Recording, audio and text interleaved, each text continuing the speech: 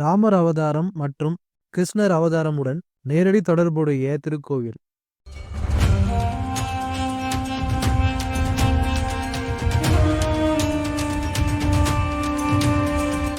சனிதோஷம் நீக்கும் 24 அடி உயர கன்னியாகுமரி ஜெய ஆஞ்சநேயர் ஆலயம்.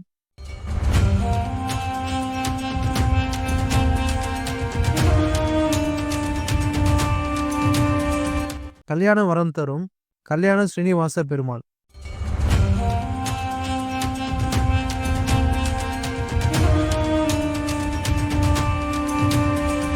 வணக்கம் விவேஸ். இன்னைக்கு நம்ம வீடியோவில் மகாரண்யம் என்ற இடத்தில் உள்ள கல்யாண ஸ்ரீனிவாச பெருமாள் ஆலயம் மற்றும் கன்னியாகுமரி ஜெய ஆஞ்சநேயர் ஆலயத்தை பற்றி தான் பார்க்க போகிறோம். இந்த ரெண்டு ஆலயங்களும் அருகருகே அமைந்துள்ளது. இந்த இரண்டு ஆலயமும் மகாரண்யம் என்று கூறப்படும் இடத்தில் அமைந்துள்ளது. மகாரண்யம் முன்னொரு காலத்தில் மகாரண்யம் என்று அழைக்கப்பட்டது. இந்த இடத்திற்கு மலைப்பற்று என்றும் பெயர் உண்டு. இப்பொழுது இந்த ஆலயத்திற்கு எப்படி செல்லலாம் என்று தெளிவாக பார்க்கலாம். இந்த ஆலயம் தாம்பரத்தில் இருந்து 12 கிலோமீட்டர் தொலைவில் உள்ளது. தாம்பரம் தாண்டி முடிச்சூர் மணிமங்கலம் வழியாக செல்ல வேண்டும். மணிமங்கலம் தாண்டியதும் ஒரு 4 கிலோமீட்டர் தூரத்தில் மகாரண்யம் என்ற ஊர் வரும். மெயின் ரோட்லேருந்து லெஃப்ட் எடுத்தீங்கன்னா 1 கிலோமீட்டர் தூரத்தில் இந்த ஆலயம் அமைந்துள்ளது. ஸ்ரீபெரும்புத்தூர் வழியாக வந்தால் 9 கிலோமீட்டர் தூரத்திலும் அமைந்துள்ளது. இந்த ஆலயத்தோட முழுமையான அட்ரஸ் மற்றும் கூகுள் மேப் லிங்கை டிஸ்கிரிப்ஷனில் கொடுத்துருக்கேன். தேவைப்படுறவங்க பார்த்து தெரிஞ்சுக்கோங்க. இப்பொழுது இந்த ஆலயத்தோட சிறப்புகள் மற்றும் வரலாறை பார்க்கலாம். அதுக்கு முன்னாடி இது போல் அற்புதமான ஆலயங்களை பற்றி வீடியோஸ் பார்க்க என் பிரேமாக்குள் ரமேஷ் சேனலை மறக்காமல் சப்ஸ்கிரைப் பண்ணிக்கோங்க. அப்போ தான் நான் போகிற வீடியோஸ் உங்களுக்கு ரெகுலராக வரும். இந்த இரு ஆலயமும் ராம அவதாரம் மற்றும் கிருஷ்ண அவதாரத்துடன் நேரடி தொடர்புடையது. ராம அவதாரத்தின் பொழுது ராமரும் லக்ஷ்மணனும் வனவாசத்தின் பொழுது தென்னிந்தியா வந்த பொழுது இங்கு இரவு தங்கியுள்ளனர். அதேபோல் கிருஷ்ண அவதாரத்தில் துவாரகா ஒருமுறை கடலில் மூழ்கியது. அப்பொழுது அகத்திய முனிவர் துவாரகாவில் வசித்த மக்களை இந்த இடத்தில் வைத்து பாதுகாத்தார். இந்த ஆலயம் மதுரபுரி ஆசிரமம் கட்டுப்பாட்டில் உள்ளது. இந்த மதுரபுரி ஆசிரமம் 1990களில் உருவாக்கப்பட்டது.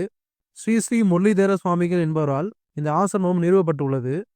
ஆரண்யம் என்றால் காடு என்று அர்த்தம். ராமரே இங்கு தங்கியதால் மகா அரண்யம் என்று அழைக்கப்பட்டது. பின்பு அதுவே மரவி மகாரண்யம் என்று ஆனது. முதலில் ஸ்ரீ கல்யாண ஸ்ரீனிவாச பெருமாள் ஆலயத்தை பற்றி பார்க்கலாம். கல்யாண ஸ்ரீனிவாச பெருமாள் ஆலயம் மதுரபுரி ஆசிரமம் அருகில் அமைந்துள்ளது.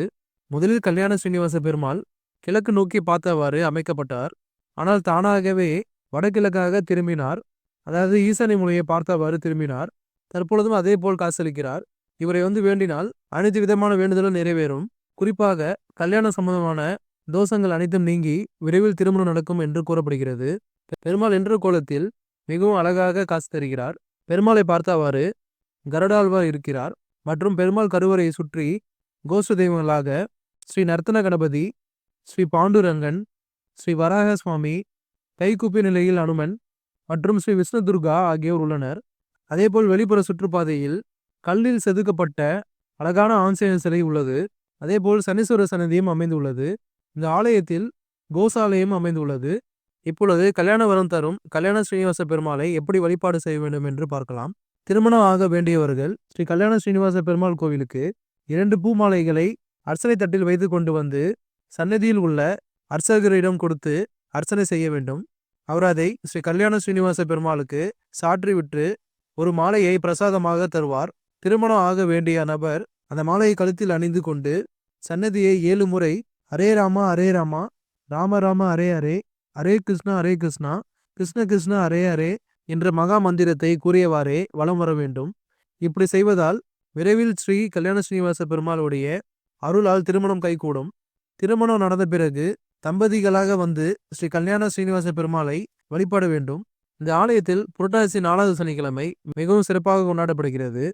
அன்றைய தினத்தில் காலை 7 மணி லட்டு சேவை, அன்னக்கூட உற்சவம், திருவீதி புறப்பாடு, எழுந்தருளல் மற்றும் 8:45 மணிக்கு அகண்ட தீபம், மகாமந்திர கூட்டு பிரார்த்தனைகள். இது முடிந்ததும் பிரசாத விநியோகமும் நடைபெறுகிறது. புரட்டாசி 4வது சனிக்கிழமை அன்று அதிக அளவில் மக்கள் இங்கு வந்து அவர்கள் வேண்டுதலை வைத்து வேண்டிக் கொள்கிறார்கள். 4வது புரட்டாசி சனிக்கிழமை அன்று எடுக்கப்பட்ட சில காணொளிகளை இங்கு காணலாம்.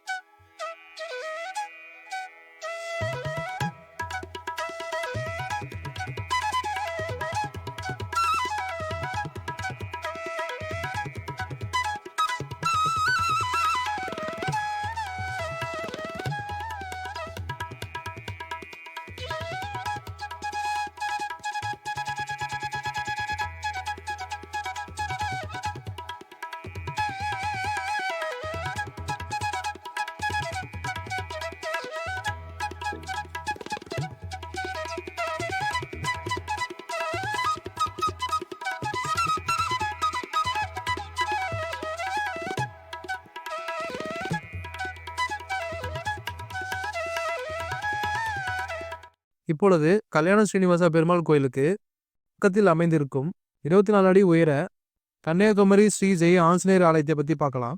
கன்னியாகுமரி ஸ்ரீ ஜெய ஆஞ்சநேயர் 24 அடி உயரத்தில் மிக பிரம்மாண்டமாக காட்சியளிக்கிறார். 24 அடி உயரம் என்பது வால்மீகி ராமாயணத்தில் உள்ள 24,000 ஸ்லோகங்களை குறிப்பதாக அமைந்துள்ளது.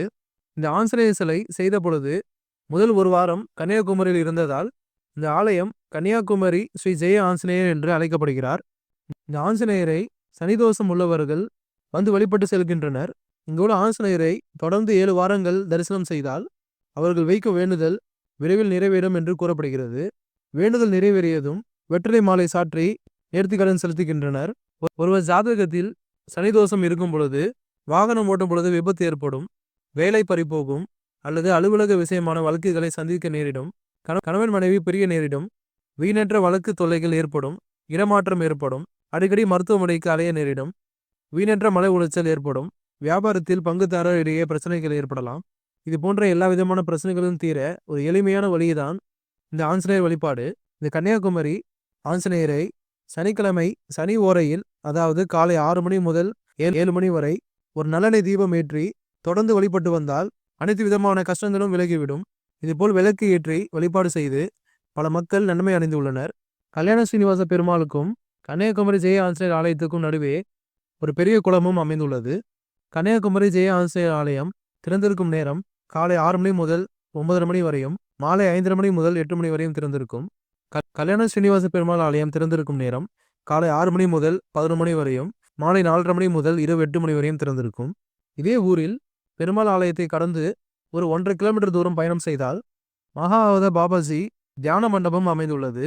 ஒரு பெரிய தியான மண்டபத்தில் மகாவதார் பாபாஜி, ஸ்ரீ பரமஹம்ச யோகானந்தா மற்றும் கிருஷ்ணர், ஜீசஸ் மற்றும் பல மகான்களுடைய படங்களை வைத்துள்ளனர். இந்த இடம் மிகவும் அமைதியாக உள்ளது. மன அமைதி பெற மக்கள் இங்கு தியானம் செய்யலாம். இந்த ஆலயத்துக்கு வரும்பொழுது இந்த 3 கோயில்களையும் மிஸ் பண்ணாம பாருங்க. மீண்டும் இது போல அற்புதமான ஆலயத்தில் சந்திக்கலாம். தொடர்ந்து இது போல ஆலயங்களை பற்றி வீடியோஸ் பார்க்க என்னோட ரிமாக்குள் ரமேஷ் சேனலை மறக்காம சப்ஸ்கிரைப் பண்ணிக்கோங்க. அப்போ நான் போகிற வீடியோஸ் உங்களுக்கு ரெகுலராக வரும். ஓம் நமோ நாராயணா, ஜெய் ஆஞ்சநேயா. நன்றி, வணக்கம்.